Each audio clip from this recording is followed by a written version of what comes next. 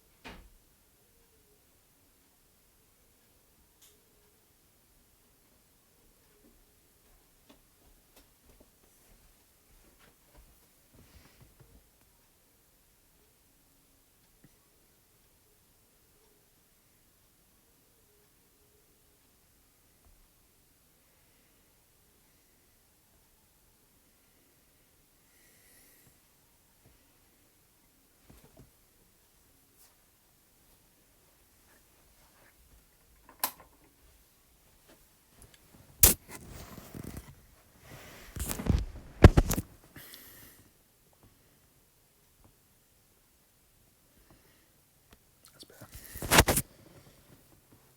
Mm-hmm.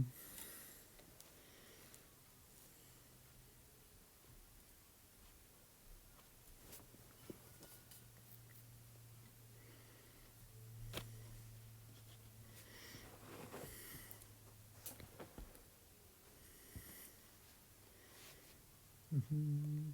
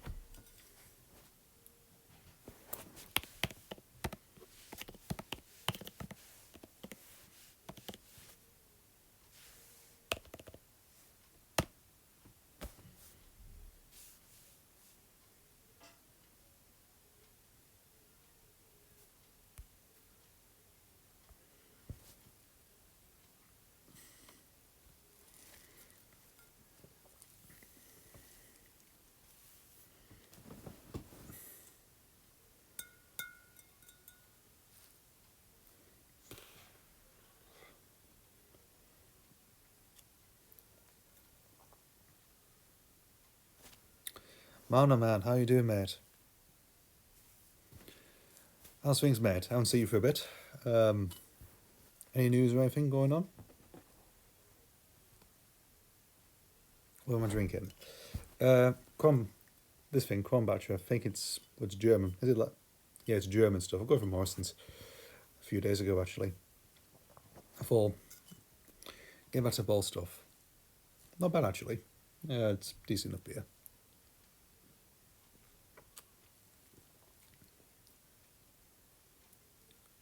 Nope, living simple. Ah, fair enough, mate. As long as you're okay, that's good. That's the best thing. So how's life with everything else? You know, job wise, living wise, relationship wise. Doing okay?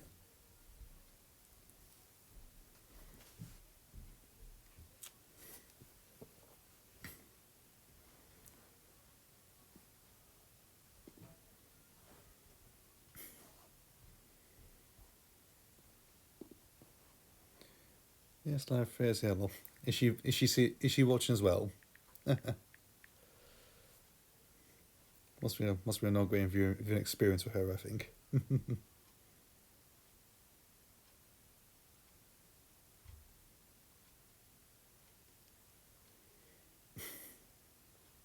She is busy watching. Hello, Freya. Nice to see you again. I haven't seen you for a while. Last time I saw you was in what was it? In Kendal. I can remember. All I can remember was doing that night I was talking to his sister in White Hart. That's all I know. But she was nice. She was. I do have to admit, she was a nice girl. Don't get any ideas. But as long as you two are okay, that's the thing. That's good. Aye. She no, no, she well, not really. She isn't really. You know, she's your rock mono. You know, she's okay. Nah, she's better. She's better than okay.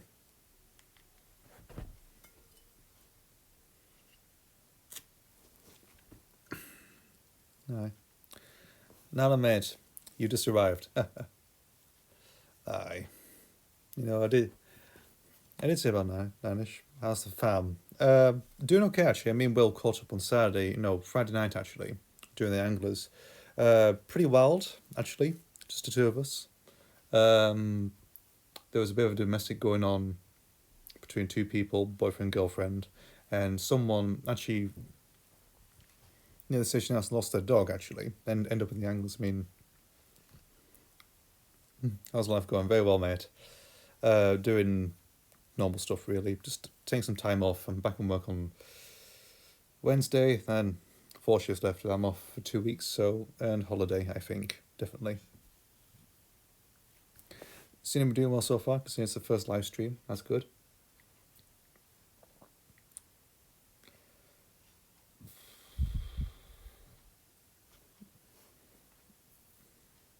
I think so far it's okay. It's a bit humid actually at the moment, where I am. Well, rain and everything. It's supposed to be warm, really, to be honest.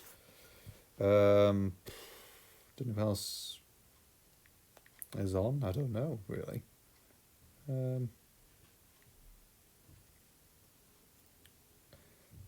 I was, you know, you can answer any questions if you want or anything like that. I have no idea what to say. Answer questions, mate, you know.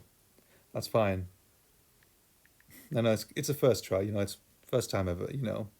Just answer some questions. That heat wave last week was a bugger. Definitely was, mate, I do have to admit. Maybe where you're from, maybe I think with us, maybe, I don't know. I think we had some quite normal heat. I was planning for the channel. I've recorded some videos so far, mate. I'm still working on series 10. I've done most of the worst films ever. And, well, the first part, actually. I still got a little bit of editing to do because some of the footage has gone AWOL. But most of it's all recorded. That's okay. First out of anything, I've done quite a lot, actually. I'm talking about 12 albums in one video. That's good. And I'm actually working on... I've recorded the pilot for Cassette Confessions as well, so I'm doing okay for now. What's worse, why I had to film Zippy and George to get the horn into it. And that'll be fun to see. I had to film, get the horn and see. Or your Zippy and George videos that you do. That'll be fun to see. I think it will be, actually. Good stuff, I think. Yeah, definitely.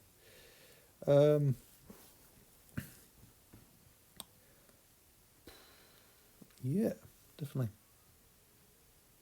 So that's really what's going on at the moment. I've just been recording a few hit bits and pieces here and there. See where it goes. Because the Confessions, I've done the first part actually. So, but it's not VHS that I've actually grown up with actually. It's made my mum's VHS really. But I know a bit of history about it. But it's recorded and so it needs to be done, be a little bit edited, then it'll be uploaded. I don't know when actually. I think when after I finish do series 10, I'll probably turn up eventually, hopefully. So yes. I mean, when I did the Series 10 thing, of course, it was quite hard. A bit hard to do. I mean, with the worst thing was quite hard to do, actually, get the list together. But the list I've chosen is it's decent enough, actually. Should a Memory Lane series? I think I've already done that, actually. I mean, if you, in terms, what are you implying, Mano? What are you implying? So, like, past events from, you know, of us together, or... What are you implying? Because should a Memory Lane series, what is that going to imply, mate? You need to get a definitive answer with that. If you can. Dab dab, yes lad, that's it. I'm not going to do dabs, mate. I'm not going to. Should a Main series. So basically talk about, yeah, should I do, I mean... We'll doing a dab right now while you're watching me. Very funny, mate.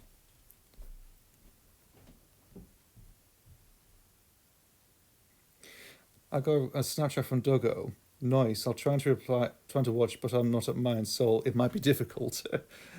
Yeah. I don't know what he's doing actually on here. Fancy he He's at somebody else's place actually, believe it or not. Yeah. Really. He's our girls. Of course he is, you know. Duggo's the man. You know, he seems to be getting the ladies down there anyway, so I think when he comes back he won't get any. I don't know. He's famous down Swansea, down with the Welsh ones, the sheep shaggers and that sort of stuff. Aye. At least had a good time. He's a fair beast. It definitely is what I've got told. Yes, on Friday night. I won't go into details of what's going on with that, but is he's quite wild. Believe me.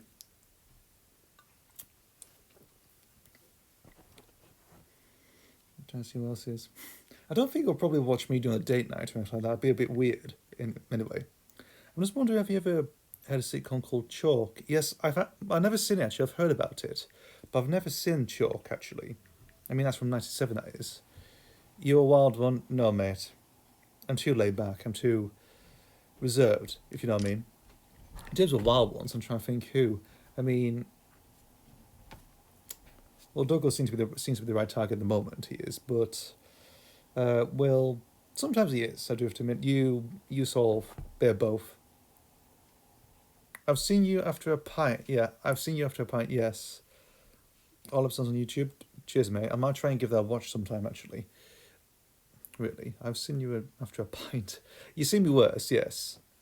And when I get the time, I'll order the first series. Okay.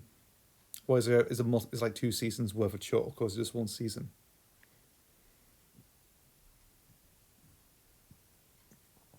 Who knows? The second season doesn't have a DVD, sadly. Oh, just the first season. I mean, some do actually have like only the first season and second season, and don't know what else. 2 series. That's interesting. Right, me and like you. I think going to back to that question, mate. You know, you are sort of you're a bit both actually. You can be wild, but you also can be laid back as well. Very much that's the truth, really. To be honest, I mean, to be honest, Douglas more he was reserved at the time, but I think as he gets older, he'll become more wilder, he's following the footsteps as Will, maybe. No idea really. No, quite interesting. I'm talking about my personal life and also some professional life as well. You know, everything else. Right, Mike. I need my beauty sleep. Keep up the good work. Thanks. Yeah. Night, Marno. Safe, Ray. Have a good night. I'll probably see you throughout August, I think. Maybe at some point. Mid-August, late August. Depends where we might see you. Who knows. But have a best night. Sensei was commissioned before series before it was aired to the reaction of the studio audience, but the audience at home hated it. Really? Was it? Why did they? Why was that? Was it just the dialogue was bad, the acting was a bit mishmash or something like that, or was it a bit? Teachers hate it for some reason. Why? Because Moffat was a teacher, wasn't he? Because he was an English teacher and his father was a headmaster, I believe. I think the teachers might be people maybe Moffat might knew actually and say maybe they just give you a bad reaction like you're writing a sitcom, you're a teacher as well, shame on you. I don't know. Interesting. I was actually in Lancaster this morning. Actually, I've been looking through few bits and pieces actually. Through Sex and HMV and that sort of thing. Has been checking all the rounds really. I mean, varied stuff in there. I mean, the BBC compared it to Faulty Towers and critics hate the comparison. Really. So basically, it's basically you're saying it's faulty. It's like Faulty Towers, but it's in a school instead of a hotel. Right. I think it's in here the comparison. I think because Faulty Towers has more stronger writing, I think, because for John Cleese and everything else, his sort of direct vision and direction to that show, I think it's sort of it's simple, yes, but it's quite effective as well. I think, especially with casting everything else, the chemistry that's all basically works with that show in particular. I don't know with Chalk really. I'm not entirely sure. Kind of the don't kind of don't put against it. Maybe. I mean, it's critics really. I mean, like I said, I've never seen Chalk, so I don't really know what to expect from it. Really. I'm trying to think what else. I know. I'm trying to think what Moffat's done. He's done Press Gang, of course. That was his like earlier stuff, of course. Earlier. I do remember Coupling actually. I do have to admit. You know, bits and pieces. I think maybe the first season I remember seeing actually a few years back actually. Um, maybe something like that.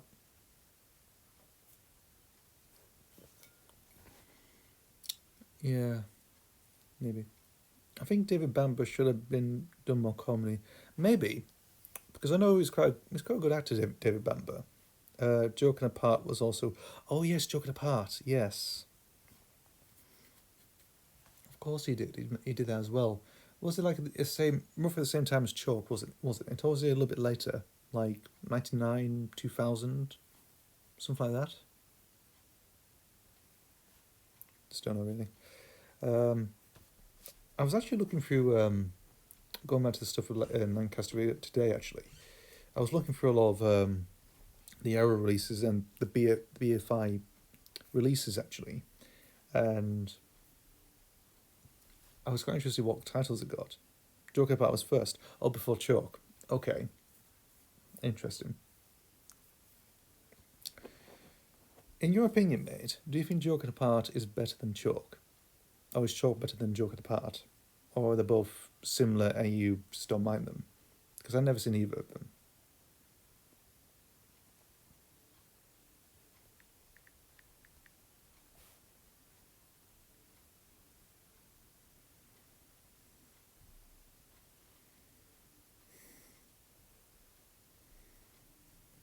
They're different, but they're both great. That's good little advice, actually. Cheers, mate. I could probably check them out.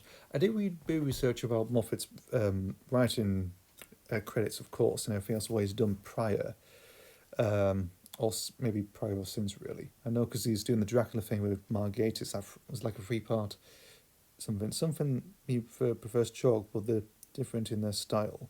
Okay.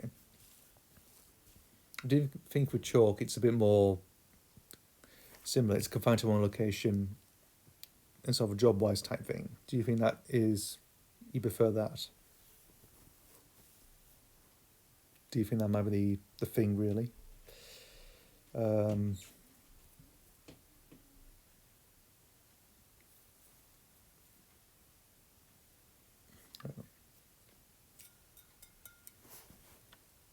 yes, kind of. Okay. Because some people we prefer like maybe like a like just like a situation comedy in one location really, very much. Um, I'm trying to think of any. I know Fort Towers you mentioned before. It's like a similar case really. What else? Oh God. I'm trying to think. What was the other one? Um, I guess you could say, well, in terms of my type of style, I prefer like maybe sort of maybe crude, sort of.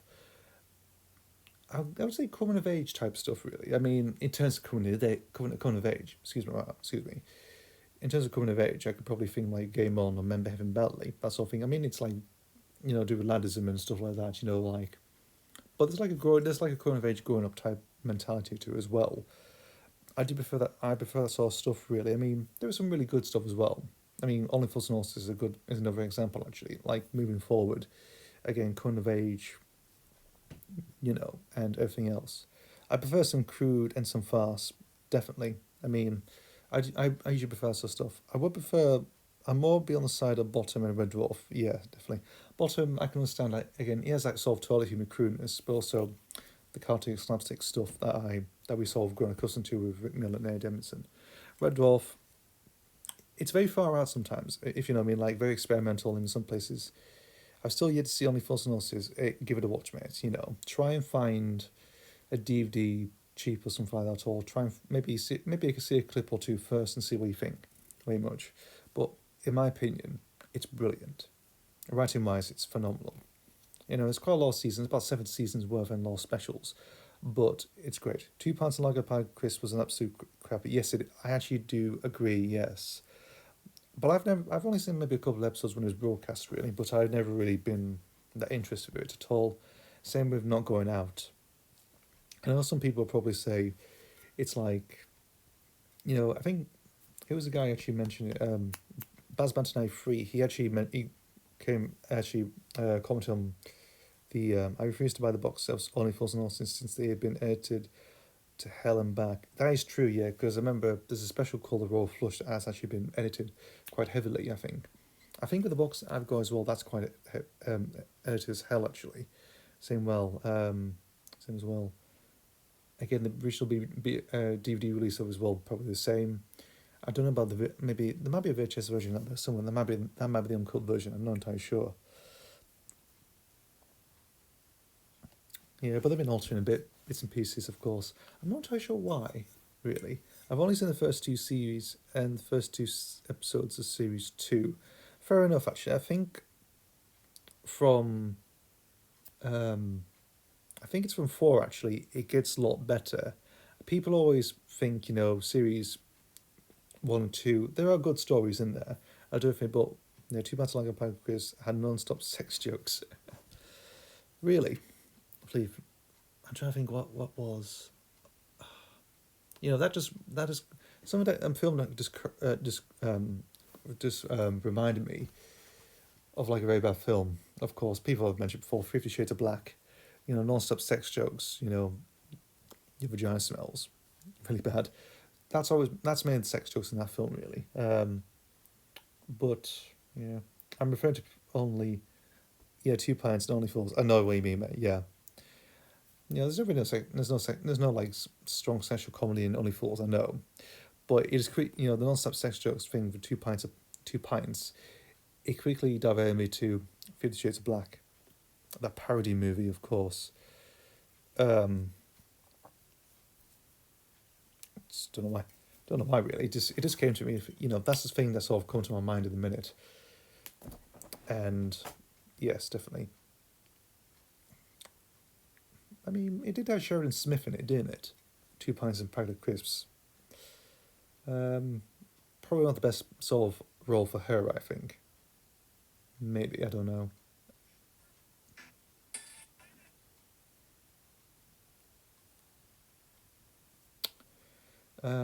What else? What was I going to do? Got a question for you, mate. Do you go like to the theatres now and again, or cinemas, very much to see a movie that you really want to see? Very much you think, or maybe you're just in, like, it's just one of those days you think, I should really go out. I might just go to this film. I don't have a problem with sex jokes, but it's all the comedy sex jokes that wears it thin. I can definitely understand why, like with everything else.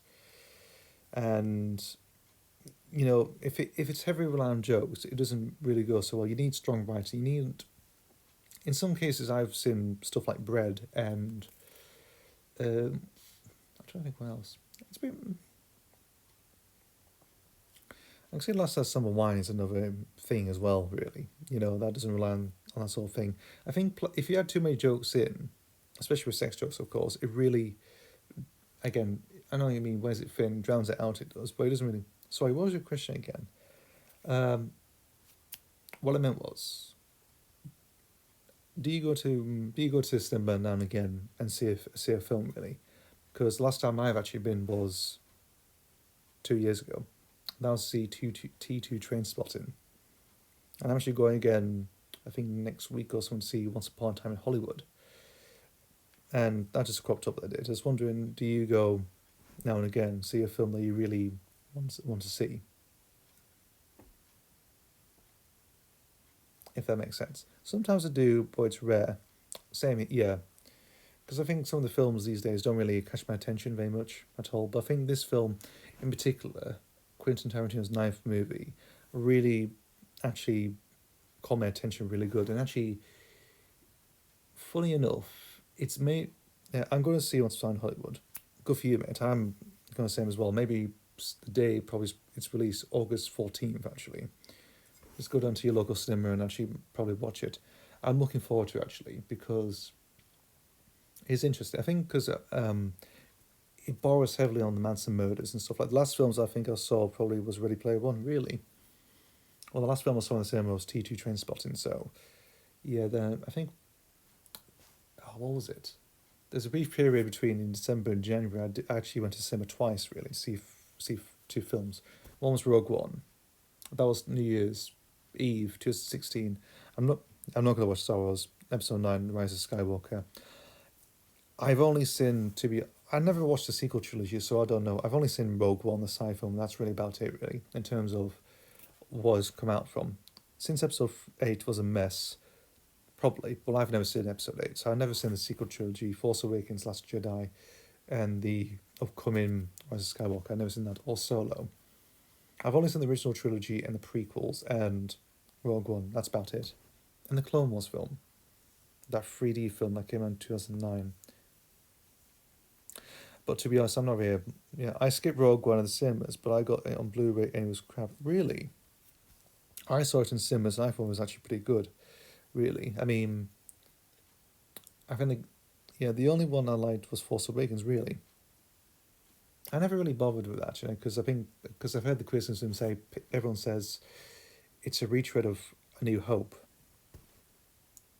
whereas Rogue One actually does something different. It toils with the nostalgia, this all what the original trilogy did, and makes it a bit modernized. I was talking to a friend of mine who's who's now in the Navy, Naval Marines. He was working the bar was on New Year's Eve. Original trilogy is perfect. It is actually. I've still got the VHS collection of it. I think it's still good. I do prefer stuff like A New Hope and Return of the Jedi in particular. I'm not really I do rank Empire Strikes Back as at the bottom really of the trilogy. That's shocking enough to a lot of people because everyone loves Empire Strikes Back. But that's my only problem with Force Awakens, retreading A New Hope. Well, actually, I've never seen it, so I've only heard more people say it's basically doing the same thing again as it did back in 1977, really. I mean, I'm trying to think, they did sort of brought some new life into The Last Jedi, because with Rian Johnson, of course. He tried, but I don't know where he went, and everyone had polarizing opinions, didn't they? Really. But I've never really. I used to be a Star Wars fan years ago, but I sort of grown out of it, really. And it was an interesting time. It was. I still have some merchandise. I need to track down the unaltered DVDs. Really, I don't know. Do they still have them actually? The altered DVDs are they anywhere? Because you only see like the new editions really, that have the sort of the 1997 redons, if you know what I mean. Funny thing is, I've actually got I showcased in a video before, since I refused to buy the not around versions. Yeah, fair enough. I've still got the box set, the VHS box set. I don't think, because I never actually ever seen any well, did I? Maybe maybe like the altered versions, but some stuff was edited out. For example, the Jabba the Hutt scene was not in it, actually, believe it or not. It is cut to the Falcon and everything else and on Tatooine very much. But it did, all I remember was, it did include that scene when they go to Mos Eisley's canteen, and there's those like CG camel creatures, and one of them gets bolted off or something like that. That's the only sort of scene in the movie that's sort of the altered version. But the Jabba the Hutt scene I've never seen very much because it was actually edited out in that VHS release. I have A New Hope and Empire Strikes Back on VHS, but they're both fucked. Really. I do have Empire Strikes Back, but that's like, it still works, but it's broken as hell. Yeah, I was dead gutted. Oh, never mind. I think mine still work actually. Very much. Because they're in like that little Finland, those little Finland box sets they are. Empire Strikes Back is covered in masking tape and everything else. Damaged. I did show it in the video actually, in the VHS bundle video. So, Aye, whereas A New Hope and Return of the Jedi are in good condition. I had those for years actually, still going in a box somewhere. Yeah. I'm trying to think what else what we're gonna do.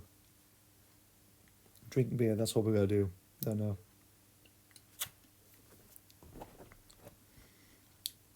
I'm surprised Bazman turned no, if he hasn't turned up yet, believe it or not. Aye. Maybe the next stream, who knows?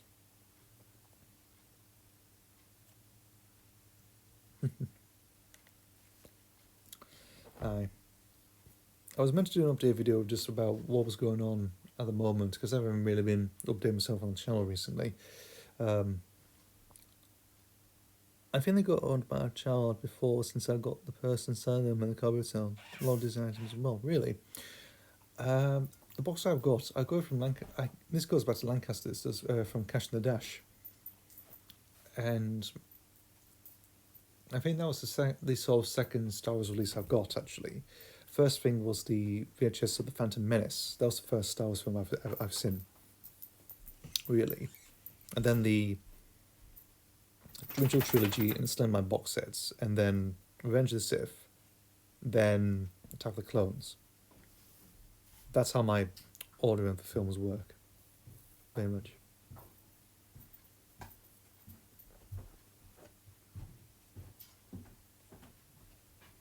You alright? Yeah, I thought you talked to me. Chatting, yeah. Just doing online chatting, yeah. Through friends, yeah. Right, I'm away. You going away? Yeah. Just Just don't put the chain across. I won't, don't worry. Have a good night.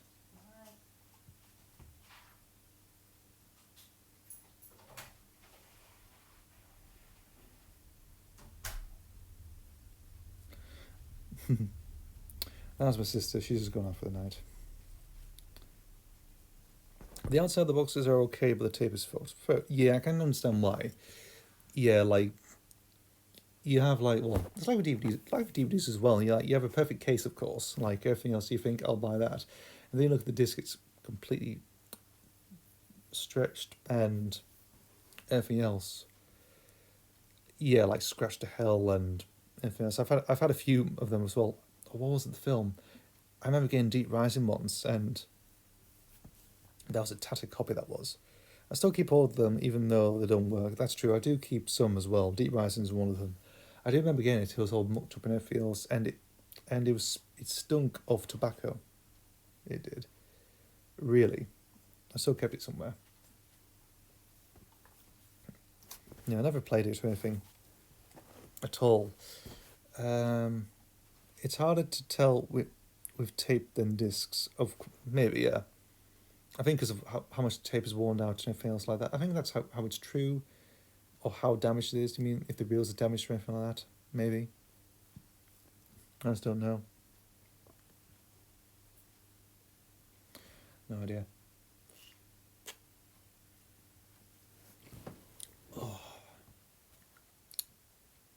I'm trying to think what the sort of the recent DVD release I've got. The tape looked fine and they weren't mouldy. Okay. So I don't know where then. It's maybe the actual base itself, maybe. I've just literally no idea how tapes work sometimes. Even though I grew up with VHS for many years, I've still got them. Good portion. And I don't know, really. I mean, I've only had one, but I popped them in the tape, refused to play them properly. Really. That's never actually happened to me at all. The only time was, and this is going back to Christmas years ago, I had like a live action made for TV movie of Casper, live action 3D. I think they were played to hell and back. Yeah, they probably worn out actually, because that tended to happen. Going back to this sort of incident with tapes, really. I mean, I only had like one issue with tape, and actually the machine actually ripped most of the tape out. It was just like it was basically a Casper the Friendly Ghost tape, live action, all 3D and everything else, and it was just. I remember taking that and finishing. That was good, and that next me no. That tends to happen. That's the only time that's ever happened to me once with VHS. And sadly, that was around Christmas time. That was, and it was a bit unfortunate. They both seized up. Shame. Aye. Both seized up, blank screen, and then taken out of the machine. That's never happened to me before. So it's happened to a lot of people, but the video recorder didn't eat them. That's good then. That's the thing. Unlike my VHS tape, well, one of them just decided to eat, try and take the whole tape away, like the actual inner tape. Blimey.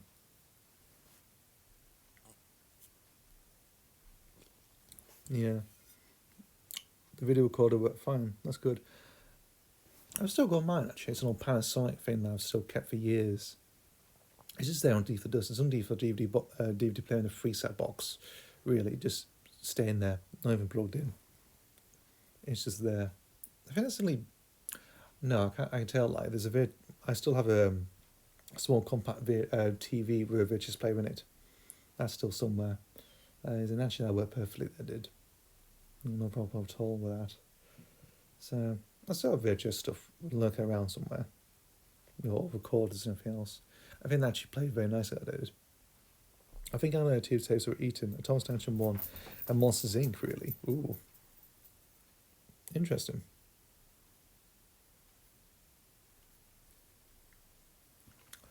Yeah, Monsters Inc. Really. In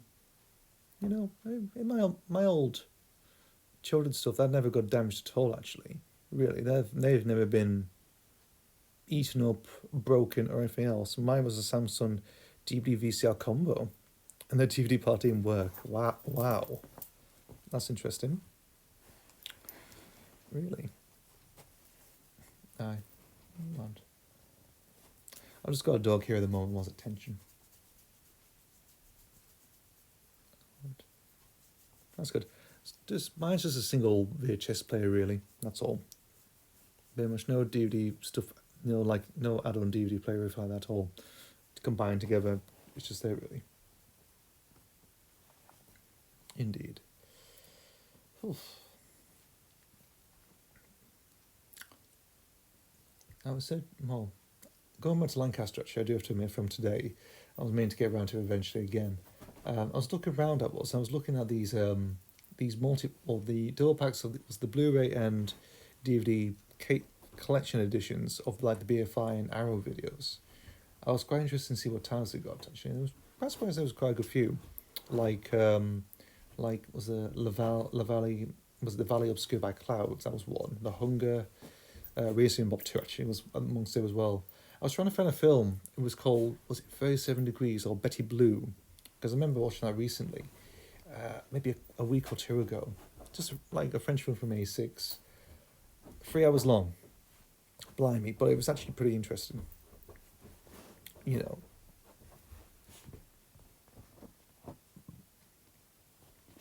It was quite, what was it? It's like an erotic, psychological drama thriller. It's harder to watch VHS content since the machine in the kitchen. So how to use breakfast bar stools, really. Breakfast bar stools. Oh, actual stools for your kitchen. Okay.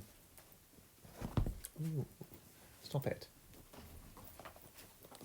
I've got dogs running around left and right centre. I've got 3 dogs here at the moment. Aye. Pain in the ass they are sometimes.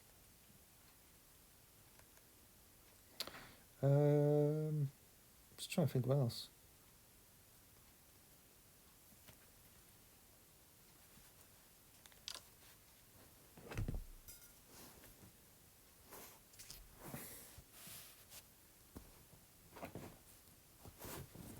Right, you get down. Go on. Get down. Go on. Get down. Go on. Go on. Let me get down. Let go of me out. Stop putting your paw on me out. I first watched some episode of The X-Files on tape. Really, that's quite interesting. I'm trying to think, well, what I used... I've probably seen X-Files maybe a couple of times. I'm trying to think, whenever. What was it? I don't know what channel it was, but... I'm really not too sure, really. I forgot, but I did see some early stuff from whenever. I just don't really know. Pretty interesting. Just give me a second, mate. Hold on. You want to go out? Is that what you want to do? You want to go out? excuse me for a second. I watched the whole series on Blu-ray back in December. Good for you, mate. I need to get. I'm probably. I don't know. X-Files, something like that. It's interesting. It's cultural. It's a bit. It's like. It's cultural. Well, no. Why am I saying cultural? It's like it has a cult following as its fans. It does. But to be honest, I never really got into it. Really, I've seen it. I know it's famous and everything else, and it's got David Duchovny in it, of course. But I've never really sort of been and have been interested to watch it. Really, I mean, stuff like again. It was when it was December through May.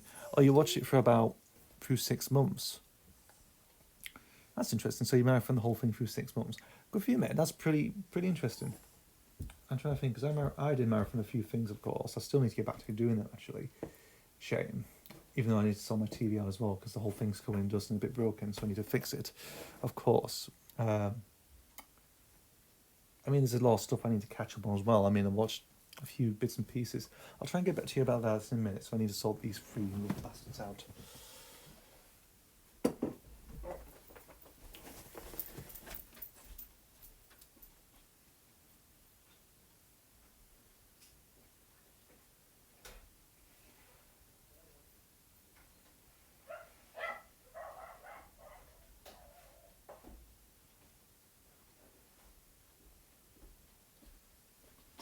Oh, God.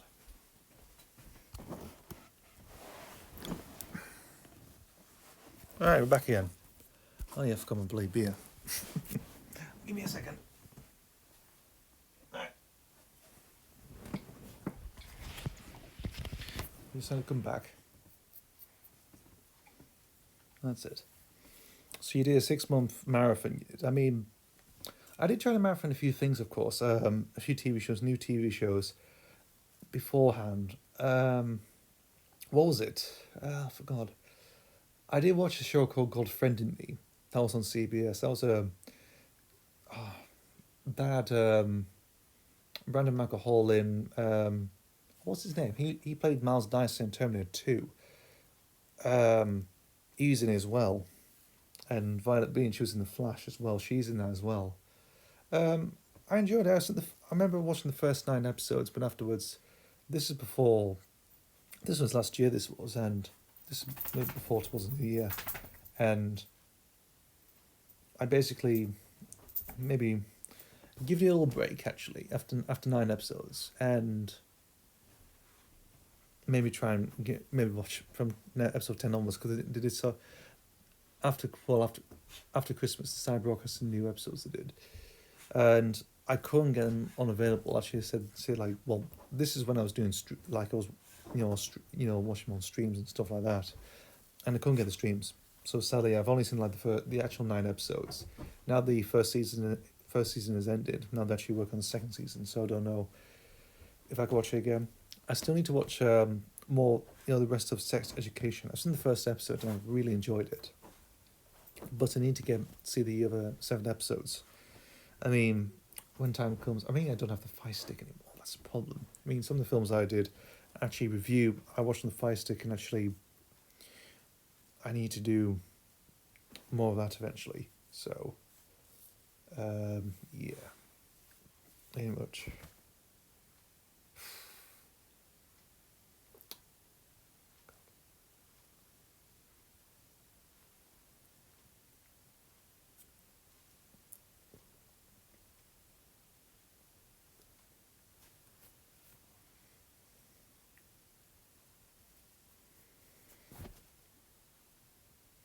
I finally started watching South Park not too long ago. Really? That's interesting. I don't really watch South Park anymore, really. I haven't done for a long time. The only episodes I've seen the film. Yeah. I've got like 30 odd recorded, really. Got a lot of catch up to do, mate. I mean, I've seen the odd episodes now and again. I've seen the film as well. I mean, the film's pretty funny, I do have to admit. And I can understand its humour, but I think it's way past its sell-by date in some places. Really, I think. And I don't think they probably need to. maybe give it a break. I don't know how many seasons they're on at the moment because I've lost count. I just really never really got bothered seeing again. Really, I mean, Simpsons and Family Guy are the same. They've really lost steam. They have really. I mean, the last very good. I think people always say. I think from season, I would say maybe 11 or 12 or 13. That's when the Simpsons should just go. Family Guy, I've really have no idea. The last proper season I saw watch was season 8. Because I bought the DVD box of that. I've never seen anything else since. Even when they moved to ITV2, I've never seen all the episodes at all. It is, them sort of American adult cartoons never really appealed to me. I mean, people always say, have you seen Rick and Morty? I've seen Rick and Morty actually, and a few times really, but I've never been avid enough to go and watch more. Really, I know it's big. I don't think South Park has properly lost steam. Really. Well, I've never really just bothered watching. I don't think. Well, maybe because I don't have Sky anymore, and I just don't think. I don't care for Family Guy. Yeah, I think a lot of people don't really. I don't really care for that anyway these days. I mean, back in the day, it was interesting. I mean, when we were kids, very much. I think approaching, the the secondary school, sort of preteen phase, very much. It was a very interesting thing. People were referencing stuff they were. It was pretty hilarious, and yeah, but now it's a shadow of its own success, and it's not good anymore. Really, I don't think Seth MacFarlane's really doing it anymore. Really, I don't know. Like, is he still writing it? I know he's still doing the voice and everything, but is he really controlling it, or is somebody else doing it? That's the thing. It's like with Al Jean on The Simpsons. Like, is it Al Jean? That's really taking control of it instead of Matt Groening. He's sort of gone, really.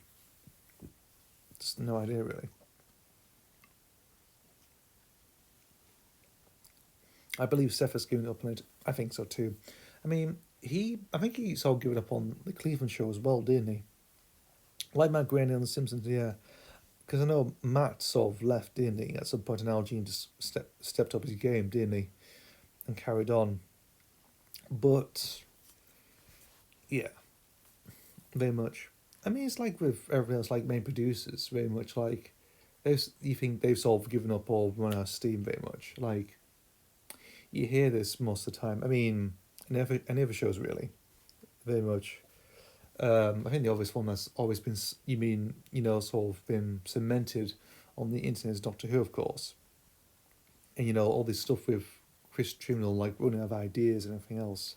Like, I think that's the same with the others, like Russell T Davies and Stephen Moffat, and even going back. Maybe, of course, maybe some direction things with John F. and Turner and stuff, I wouldn't say with Hinchcliffe, really, but maybe not with Graham Williams as well. I don't know, really. But I think with them, I think Trey Parker and Matt Stone are still involved with South Park. Maybe. I think they still are, because it's their thing. They're trying to make it a bit more relevant of their own style. Fair enough. Maybe. But it's like that secondary producer role, that's all. They need instead of the actual main architect to carry on, they need a substitute or someone who's basically willing to take the placement. Doctor Who was originally lost its steam in the 80s. Well, in some places not. I mean, there's always debate with them losing steam in the 80s. I think it got better towards the end before its cancellation. I do think so too. I mean, you sort of got that sort of pantomime thing, especially when... Oh, I'm trying to think. I mean, it had some interesting moments in the 80s, of course. I mean, with Davison's last season, season 21. I mean, so in some good stories, there were some really good ones, cracking stories. I'm trying to think what. I mean, Frontios is one, Resurrection of the Darkness is instant classic, Keiji Randazani. Even though not very, it's big. I mean, I think he picked up in the core era, it really did actually. I mean, 25 and 26 did really sort of cement Doctor Who back, but obviously it didn't save the show very much. I mean, in fairness, I do like Sylvester McCoy. I really appreciate his Doctor. you know, and some great episodes were on in the 8 p.s. On the 80s, you mean? I thought you said it was, you know, like something like 8 o'clock at night or something like that. And some greats were on in the 80s. Yeah, they were actually. I'm trying to think some really good ones. I mean, I mentioned, you know, of course, not as big as the 60s and 70s, that is true. But that was mainly to do with, was it J&T? Yeah, was it to do with John F. and Turner, really? There was that thing of trying to balance it out to the general public and also to the fans as well, which really became obvious, really. And I think with the inclusion of a script editor, of course, I mean, he had been through quite a bit actually with Eric Saywood. I mean, there was that, you've heard of the Clever Dick documentary videos that he's done of each of the eras. There was mention of the Colin Baker era that, of course, Saywood was trying to sabotage JNT's vision of you know, Colin Baker's era very much.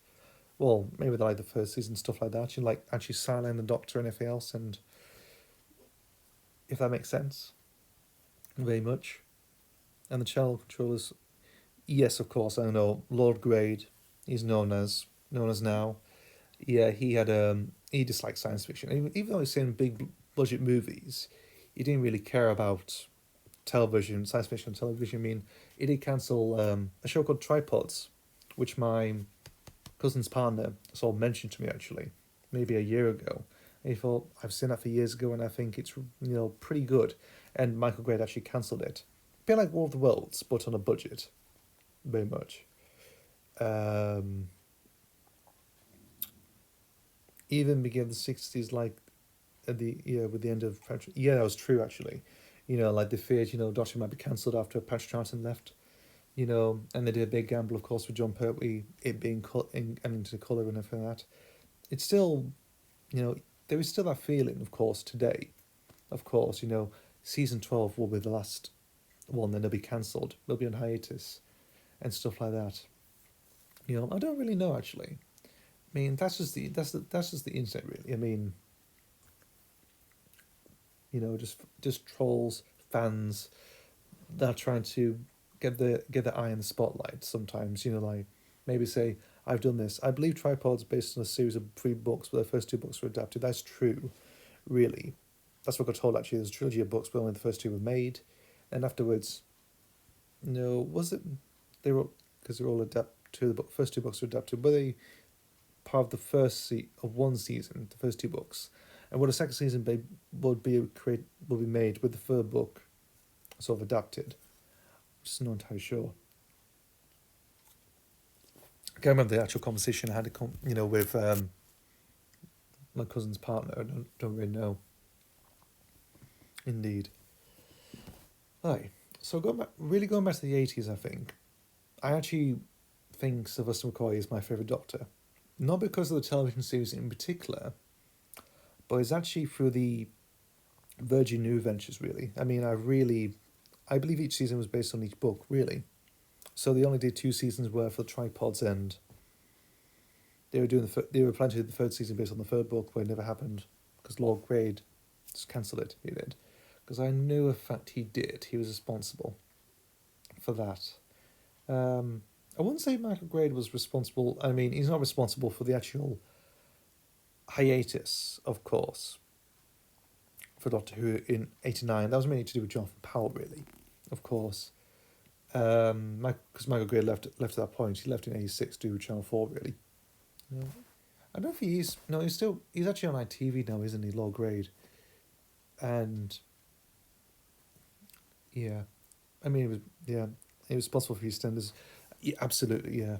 I mean, I do watch EastEnders now and again. I think it's utter shite, really. I mean, unsufferable characters. You know, it's very dreary as well these days. I do have to admit, like, there's no. It's like a decade. It's like a just everyone's just watching. God. I could say it's like watching paint dry for half an hour, stuff like that. I do find Emmerdale and Cotton Street sometimes they have like good humour as well. There are some good funny moments with them as well. In some places, I do have to admit, even though I'm not really a fan of soap operas these days, very much, but I do watch them from time to time and I think, fair enough. You know, but EastEnders, that should be cancelled at some point. I really think it's done its day. should be cancelled. I think the BBC started to slip near the early 2000s. Well, like in I can't stand soap. Yeah, a lot of people can't. Yeah, soap operas, mate. Soap operas, whatever. Kitchen sink dramas. You know, it's pretty just.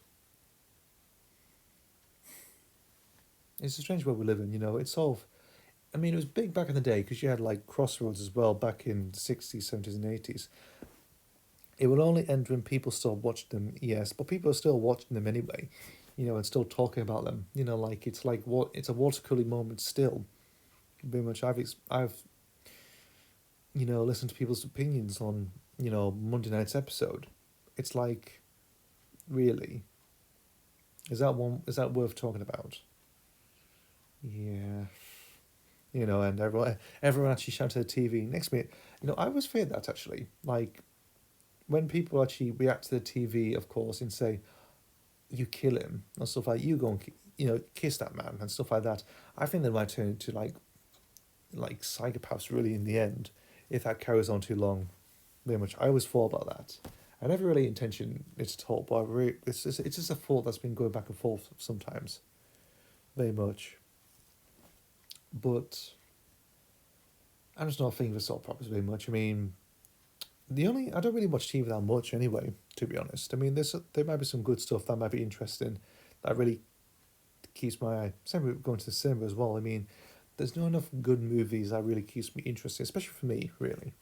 And actually return to form to actually go to cinema and actually see a very decent movie that probably really takes my interest. That being Once Upon a Time in Hollywood. That's really the film I'm really interested in see because of its historical, well, not really. Well, it's like everything else. I barely watch TV as well. True. I think because with the internet, of course, you basically watch maybe some other person's content very much that is more interesting than actually an actual TV show. Though bear in mind there are some good TV shows that I've seen before. What was that show?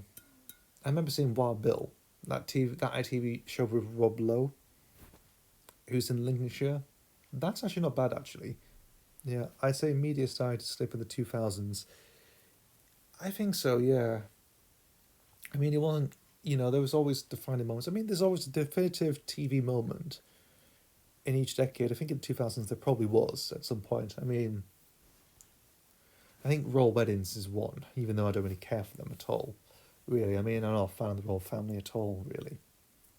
So I don't really, everyone makes a freaking do about it, they do. And it's just like, really. It's just these people who think, yeah, the SJWs are largely to blame. Yeah. They always blame the SJWs, don't they? That's always since that happened, it does. Just give me a few minutes, mate. I'm just going to sort something out. Just back in a minute.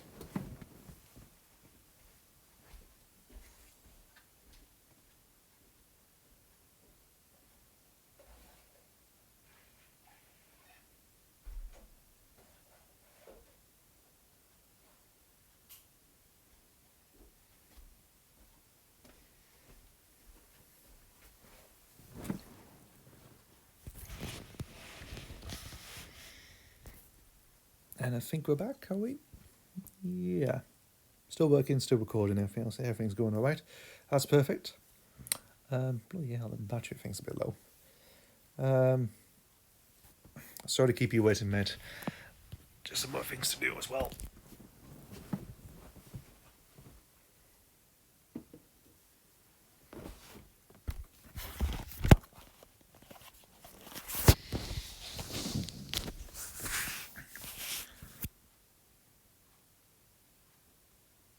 Yeah, it's funny how we have hundreds of channels and there's nothing but all the... Let me check that again. It's funny how we have hundreds of channels and there's nothing on but all the best content when we only have 3 channels. That's true, yeah. Because back in the day, because we only had BBC One, 2, and ITV at the point. I mean, Channel 4 did have some interesting content at the time because that was meant to be more experimental and a bit more, edgy, I would say.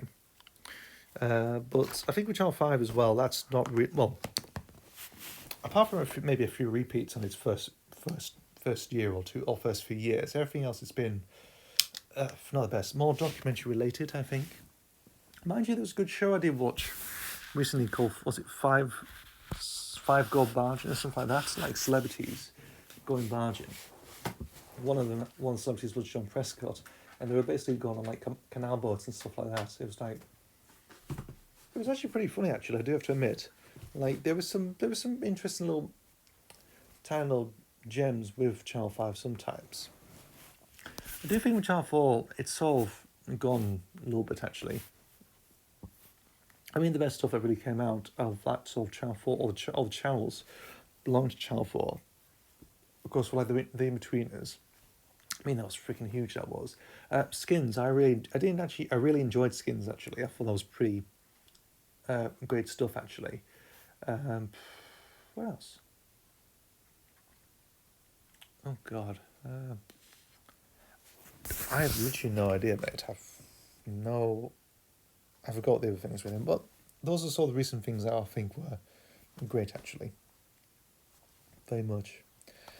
Even though there's some interesting content for BBC Three as well. I mean, yeah, Fleabag. That, what do you got, that show? Oh, everyone, about those two people, that man and the woman. I forgot what they're called. I forgot what it's called, but, you know, that seems to be doing a big roaring success, of course. Aye. But people have, I think these days, you know, streaming, Netflix, Amazon Prime Video, you know, all that sort of thing. It's just like, you know, it's being more imaginative sometimes, and actually brings some interesting things that you never really see on TV anymore. Like, you know, it's like censorship. Like it's gone mad. Like you have to please, you know, the public that is meant to be like, you know, it's too safe. A lot of the content these days is sometimes too safe. I mean, streaming is big, definitely, mate. Netflix, Amazon Prime. I mean, they do a lot of like experimental, interesting stuff that you would never even see on the BBC or ITV whatsoever. You know, I barely use streaming services, but I don't use streaming services. I mean, well, actually, I use Amazon Fire Stick. I do use you know, try and maybe stream a few movies here and there, or TV shows, very much. Same as YouTube. Yeah, I mean, don't we, you know, I'm not streaming on YouTube at the moment, but, God. I just don't know, really. I mean, I think the streaming thing, of course, it's, you know, it's outliving TV, of course. I mean, there's that BritBox as well, isn't there?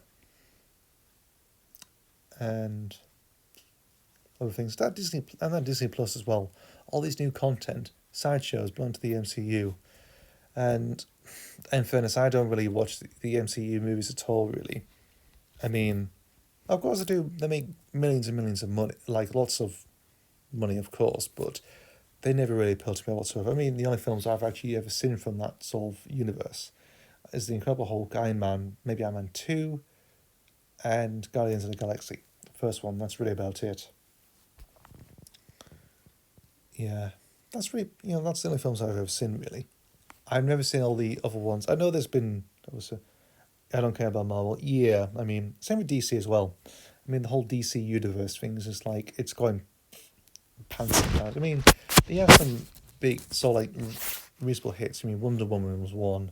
You can say Aquaman's another one, of course, but yeah. Same, yeah. I've only seen the Iron Man films and the Deadpool films. That's okay. I've only seen the first two. My dad actually saw the first Deadpool movie in cinemas. He was the only one that actually was, well, just, you know, he got bored he got bored one night and decided to go to cinema, and actually went to watch Deadpool instead. Thought it was a good movie. He enjoyed it. He did, and I don't think what else he see. He saw Ready Player One as well. He thought, you know, it was a bit strange, but I didn't mind it very much. Like, that's what his opinion was. Anything else did he watch? I think that was only sort of big movies they actually saw in the cinemas.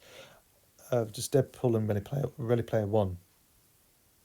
You know, I think the only person who has not seen unless it's not Endgame. There's probably many people who haven't seen Endgame anyway. I'm one of them as well. I mean, I don't really care about Endgame, really. I mean, the whole thing is just like, I've seen the first Deadpool at the cinema, in the cinema. Fair enough. You mean you haven't seen the sequel either. Um,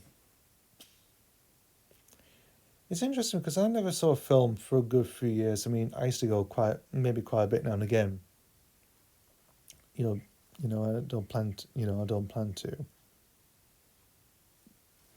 That's true. I mean, there was a period that I actually didn't go to cinema for a good number of years. The last film I saw was Skyfall in 2012, and it's taken about nearly 4 years to go back to cinema and watch a film. That being Rogue One in 2016, and then just to keep my attentions up a bit, I saw Trainspotting 2, or T2 Trainspotting in 2017. I've never been since actually. I did plan to see Yesterday, but I just never go around to it. Of course, I mean, there's no. I do think about that sort of thing. Like, you really have an idea, you want to go and see this movie, but it's never. You don't put yourself forward a bit more, really. But I think with this film, of course, Tarantino's ninth movie, and desperately want to see it, like really see what it's like. Even though it's like nearly, it's 2.5 or maybe nearly 3 hours long. It's still worth it, I think. It piques my interest. It does. Like seeing like movies since '60s. I mean, I do remember seeing a lot of movies from based in the '50s and '60s. Like American Graffiti, The Wanderers, and what was the other ones? I mean, stuff like Porky's, and I've not seen a single Tarantino film in the cinema. I haven't either. No, I've only seen them like on home video releases, very much. I've only seen, to be fair, so I've only seen his 2 feature films really much, Reservoir Dogs and Pulp Fiction. I saw Pulp Fiction first actually, and really enjoyed it. I saw Reservoir mainly because I was underage for the previous ones. Yeah, that's true. I'm trying to think, when did Hateful Eight came out? That was 2015. That was, so I would have been about 18. It was, so I would have been the right age to go and see it. But I would. I mean, I don't find. Yeah, I own them all on Blu-ray. That's good. I've only owned a few films I do of his. I mean, Reservoir Dogs, Pulp Fiction. I don't own Jackie Brown. I still mind to get that eventually. My mum's got Kill Bill Volume 1 and 2 on DVD. I was 15 when Hateful Eight came out. Really. So you're about 3 years younger than me, I think. Are you? In which, because I'm 22, I am. So you're 19, 18, 19. Sorry to be a bit personal, mate, but that's a little conversation. I think so. Fair enough, mate. Fair enough. I mean, I look like I'm 30s. Yes, 19. You're 19, yes. I'm 22 because my birthday's in March, it is, so, yeah. I do look like I'm in my late 20s, I do. Everyone always gets confused about that. They do. Even when I do shop, and when I buy alcohol, of course, they think I'm over 25, pretty much. Even though I have sure ID, it's like, forget it. I think because if you have a beard and stuff like that, like facial hair, mine is March as well. That's good. Mine's 10th of March, just so you know. And what was I? 1997 I was born. 10th of March 1997. Same date as Chuck Norris and Sharon Stone. Also Osama bin Laden as well, which is weird.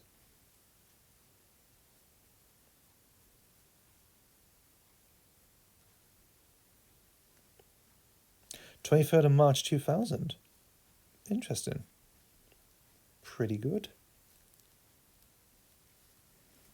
Yeah, so I'm trying to think, I'm sort of, it's, I would say, so you're millennial.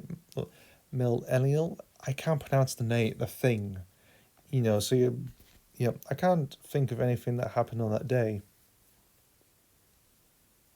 really. Maybe not either as well. I don't know. All I can say was I always say this is a thing that my sort of millennial, yes. I don't know if I'm like a baby boomer. I don't know. I think I'm one of those baby boomers. I don't know. One thing I could say was I think my sort of I believe millennials were 1982 to 2000 really. So we're all that type.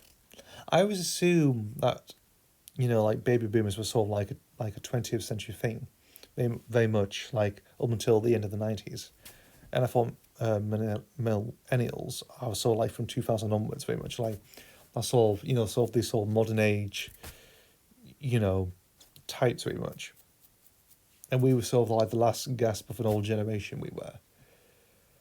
Just don't know really. Aye, I mean, going back to March 97. The only sort of claim to fame I could probably say was I was born 10 days before Lung Barrow, the novel Lung Barrow, if you've heard of that. Doctor Who novel written by Mark Platt. And that was basically an old television story and never got made because of basically John Everton saying, we can't really explore the Doctor's history. I think it's one of the last generations to have you. Yeah, I think so. Yeah, because 2000 they were still using VHS at the time, weren't they? I mean, I was free, and we were still using them. We were, even though I think in the 2000s, I probably think 2004. That's probably the last time I actually used VHSs. Very much 2004, 2005, and it's quite shock. It's quite interesting, really. Interesting. And these days, of course, I buy a lot of music on vinyl. I do. I don't really buy CDs that often anymore. Really, I mean, vinyl is just there's something about it that I really enjoy. I believe 2003 was when DVD eclipsed VHS sales, probably, or was it earlier than that? Was it 2002 or one? 2001, 2002. I think that was like similar. And the last film was released on VHS in 2006. Wow, that's interesting. And I don't think we know the title of it either, don't we? So that's pretty something. Indeed. Just trying to think what else is going on. Excuse me for a second, mate. Just go check a couple of messages as well. I mean, that's the sort of thing now these days, adapting to the 21st century. iPhones and everything else. Blu-ray usually eclipse DVD. And this is why it's deep. That is true, yeah, because I think people can't really afford a Blu-ray player very much, or don't really see the point of it very much. I can see why, because I don't own a Blu-ray player at all. I just own a DVD player, because I don't see the point. I don't really see the point of high definition very much. Having a big quality movie, of some like if a movie you've loved since 1983 whatsoever. It's like, why do you need an upscale version of it? You're happy with the DVD, even though I know people usually complain that the DVD print is bad. Sometimes, like, it's too grainy, I didn't upgrade to a Blu-ray player until 2016, really. I've still yet to get that chance eventually, and I still need to, I could do in a few years' time, maybe in the next few months, maybe towards the end of the year, I don't know. I have no idea. But at the moment, I'm still happy with DVD at the moment, I am, just carrying on with it.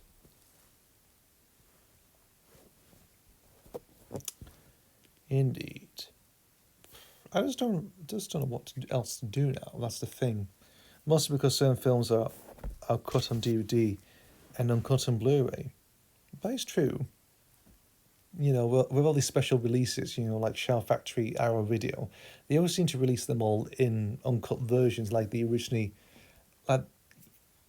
maybe I don't really know, because I think they really seem to be doing that a lot, really.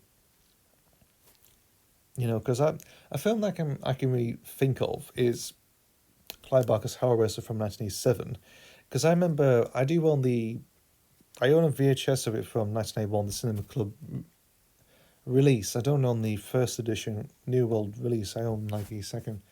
a later reissue of it, and that's basically cut. That is, I mean, same with the DVD release. Same when it first came out on Anchor Bay. Then I think Cinema Club did another release. That basically it's the same print very much until Arrow Video released. Was it Arrow Video? I think it was actually. They released the uncut version. They did, but also there's a version from they did a box set of the first 3 films of the laminate configuration, and apparently that's meant to be uncut as well. But the releases from later, like earlier on, very much they're cut to shreds. They are very much. Or if you buy, an old home video release from the 80s and 90s, that is cut as well. Sadly. I didn't really know that until some guy from Sunderland, a guy called Tez, told me about this actually.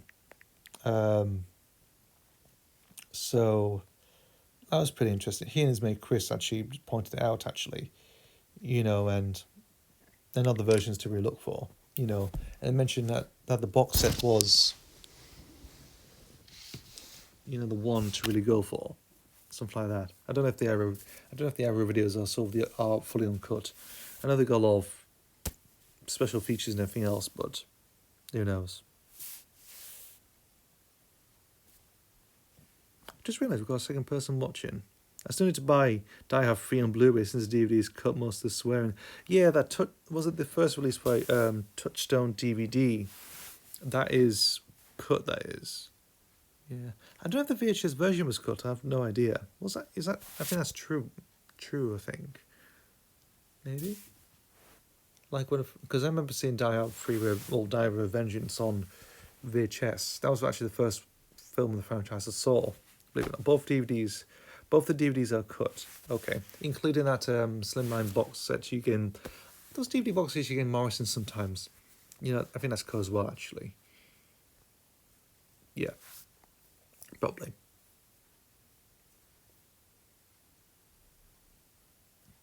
Yeah. I'm trying to think what else is there. That is cut or not cut.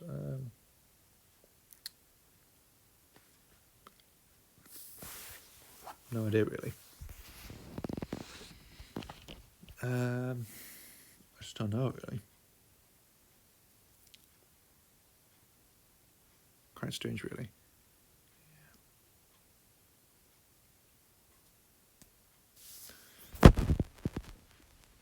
I'll just be back in 1 second, mate. I'm sorry. Sorry to keep bleeding again. I do apologise.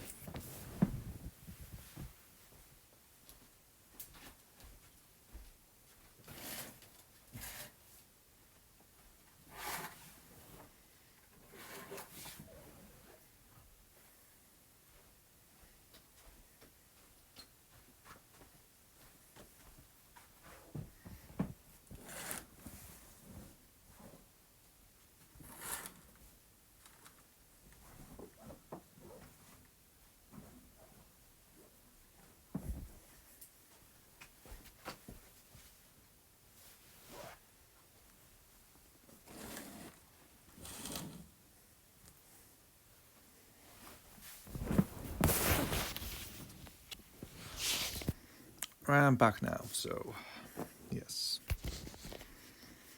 I think if you try and try to think of anything else that's ready to cut DVDs,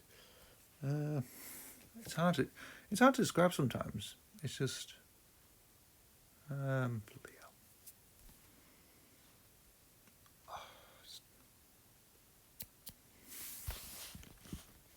I just don't know really.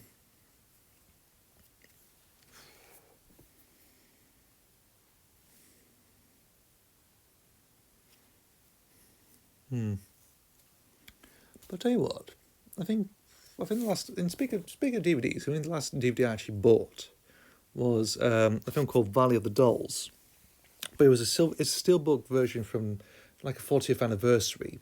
I saw it in my local shop and I thought, I might get it actually. I mean, when I first saw it, I thought maybe get it, but I didn't pick it. Didn't buy it, put it back on the shelf maybe afterwards. Then when I came back the next time, actually I went and bought it. I haven't seen it yet. Actually, I know it's got. I think Casino Royale DVD was cut on DVD, but it was uncut on Blu-ray. Really. Was the DVD uncut as well? Or was it... I'm pretty sure that the actual DVD release remained uncut, I think. Maybe. Because... Oh, what was it? It's going back... There's another DVD... There's another Bond film, actually, that was cut. But it later got uncut, released on DVD. That was GoldenEye. That was GoldenEye from 95. Because the original VHS release was rated 12. I mean, when it was originally released in theatres as well, you know, that was basically cut to be like a 12 certificate, you know, including the VHS releases that came out in. There were some pre-production cuts to the torture scene. Oh yes. Oh god, yeah. I mean, yeah. I mean, watching that in cinemas, that was quite shocking. That was. I mean, that's the first Bond film I saw in cinemas, believe it or not. But that was indeed quite shocking for a 12A, yes, just to peel them. Same with, like I mentioned before, GoldenEye. That was semi-cut for 12 certificate. That was. I'm not entirely sure what the cuts were though, but when they released the Ultimate Deluxe editions that came out in 2006, it got re-certificate as a 15 GoldenEye. And I don't know what, I forgot the cuts why, but they're probably the same things. But that's another Bond film that has actually been cut for obvious reasons. You know, GoldenEye had some was cut for some headbutts. Was that really it? Just some headbutting, and the BBC panicked, and they say we need to cut that. You know, get rid of that. You know, we can't certificate this for a 12. Otherwise, it'll be a 15, like License to Kill, very much. Mind you, I do own an old DVD that's rated 12. Believe it or not, I need to get the deluxe edition of of GoldenEye, even though it's one of my favourite Bond films. All time, it's one of my personal favourites. It is, it's still a 15 blue on the Blu-ray, and I think it should be 12. Should be 12 nowadays. I don't think so. I think it's still, with that cut, I think they're probably still submitted as a 15, very much like a License to Kill. Even though License to Kill has been more graphic in its sort of execution sometimes, in its story and again execution. But I think with GoldenEye, maybe, because it seems a little bit tame, a little bit. Although should they really boost up Casino Royale to a 15? Do you think that might be exceptional? You know, I don't know. But bear in mind, them two movies are actually pretty good. They are. I mean, they're my personal favourite Bond films. Casino Royale, because of the License to Kill was originally cut for 15, like the guys whose head explodes in a pressure chamber. Yeah, but did they leave? They left it. Well, they left it in, didn't they? They didn't really do much. The 2016 DVD is uncut. 2006, yes, it is. So the VHS version I've got is actually basically cut. You know, the 1999 version that came out. Who knows, really?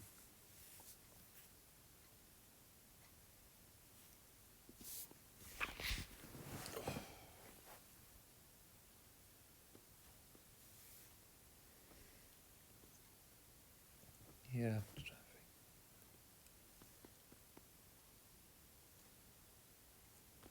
I'm trying to think of anything else that's been cut. I mean, one thing I sort of I lost it now. I believe the 2000 DVD is uncut by the BBC, but it has the US PG-13 cuts.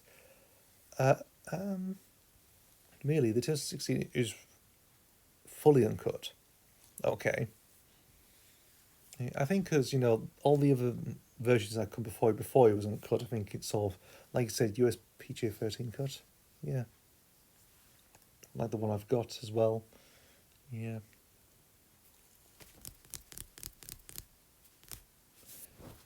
Oh, I've just really got...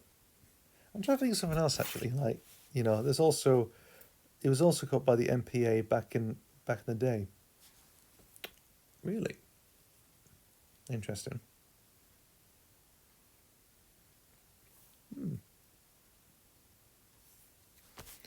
You know, speaking of which, I mean, there's been a few interesting, MPA. There's always been interesting films that have always been, um, discussed on very much. Like, there is some. You can still find some weird edited versions of like The Evil Dead. Of course, that's all forefront '90s version that sort of came out. You can still find that somewhere, even though it's heavily butchered as hell. That is, and um, what else?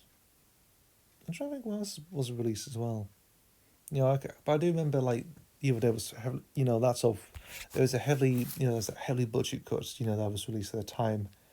Um, that was until 2001. They sort of left it uncut. They did, even a box set or standalone as well. That's quite interesting.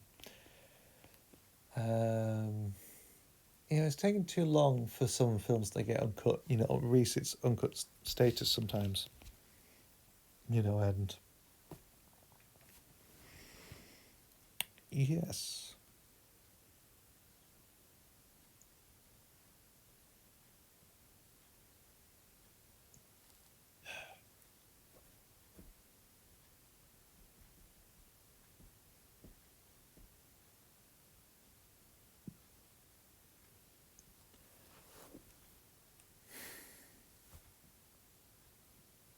I don't know how long I've been going on for. I believe Last House on Left wasn't released until 2008. Oh, you mean the original? Uh, you mean the original 72 version? And the ban was lifted in 2002. It was released uncut in 2001, 2002, because I have it on the box set, box of the band, and that's actually remained uncut. That does. So released until maybe a standalone one, like an actual standalone version of it, was released in 2008, but it was actually first released in a box set. It was along with Evil Dead, Driller Killer, Zombie Flesh Eaters, Nightmares in a Damaged Brain was another one. That was included in that box set, which I've got. I mean, and Spitting Your Grave as well. All these. I think when they first got lifted. Well, it seems interesting that they got lifted in 2001. I think that's due to the change of management. That was like, what's his name? Was it James Furman? He left, and obviously, what's his name? Duval, Robin Duval is his name. He stepped in, but I think he just basically just ignored that and just basically, all these movies that seem to be, seem to be heavily for like despised or something like that, or feared they will cause harm to anyone else, suddenly get released. Seems a bit strange actually, but I think there are some films that are,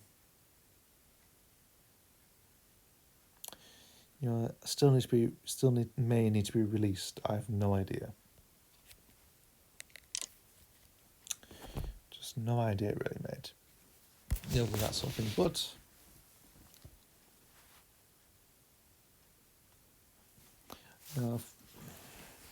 I think there's. I just don't know. I'm sort of. You think of something else, but you sort of lose. You sort of lose the train of thought as well, very much. Yes.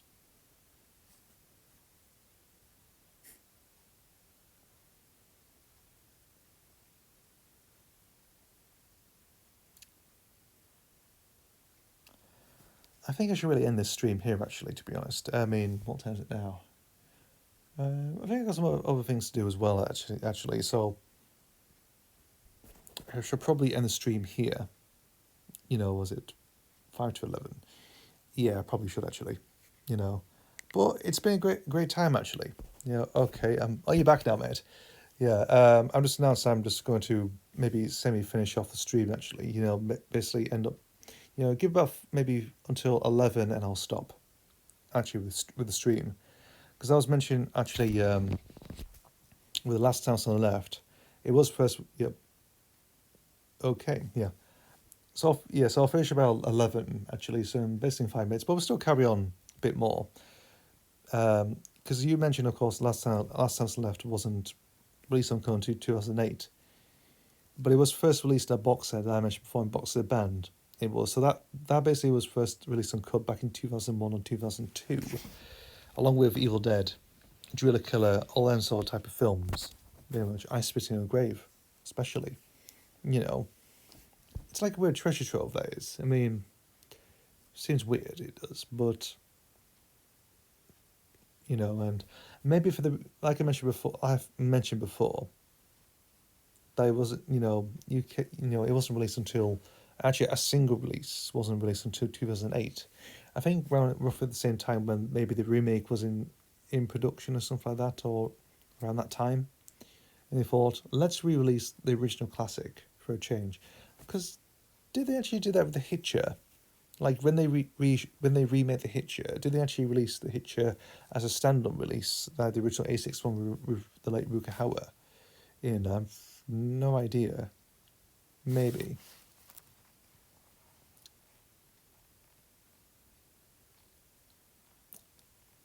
Maybe, I don't know.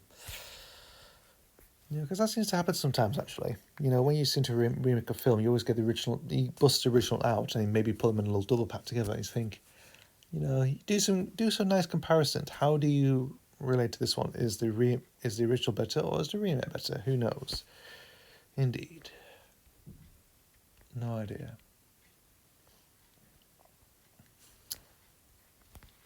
There's a great series on Film Censorship called Coin Edge, really. So it's on YouTube, of course, a multi-part series.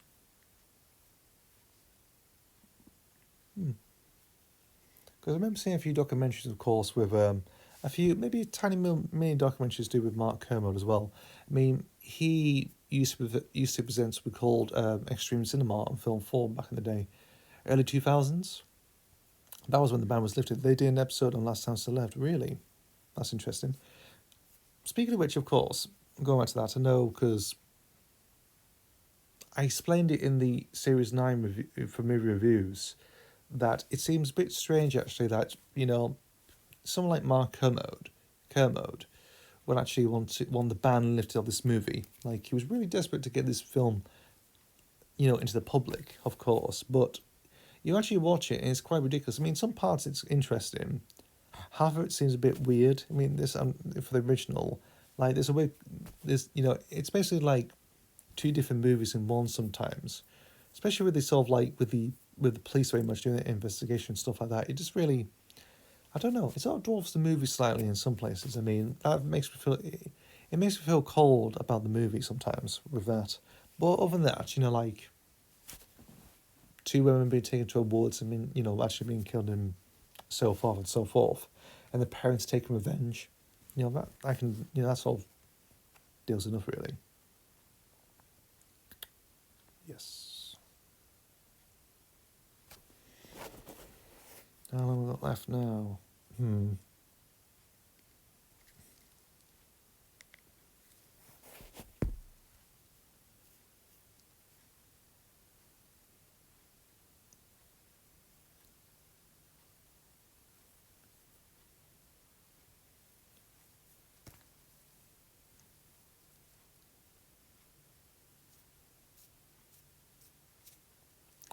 I will be on the live stream tomorrow from 8 to 10 p.m. Oh yeah, because you're doing your gaming stream, aren't you, mate? I'll probably see you then, actually. So that'll be good. So I probably might finish up now, actually. It's coming to 11, yeah. So I'll finish up now. So that'll be alright. Anyway, thanks, mate, for joining me. It's been a great time. Brilliant conversation with you. So hope we'll do it next time, whenever I can. I'll probably give it another notification type video and say when the next one will be. So it's been a great pleasure. Have a nice day and chat with you over for an hour, but it's been pretty amazing. As for a first live stream, it's been going well. Yeah, as a quiznet. Oh, on Saturday, yeah, because you do a different type of one on Monday. Yeah, Monday and Saturday. Yes, you do the game one on Monday. You do your quiz night on Saturday. I'll probably see them both really. I think tomorrow, I'll be here on late night Monday, so I probably might see you then actually. on the gaming stream. I'll probably pop in and see you. Saturday, I could probably, might do it as well. Actually, correct time on Saturday as well. I'll probably see you on Saturday as well, actually. So that'll be interesting.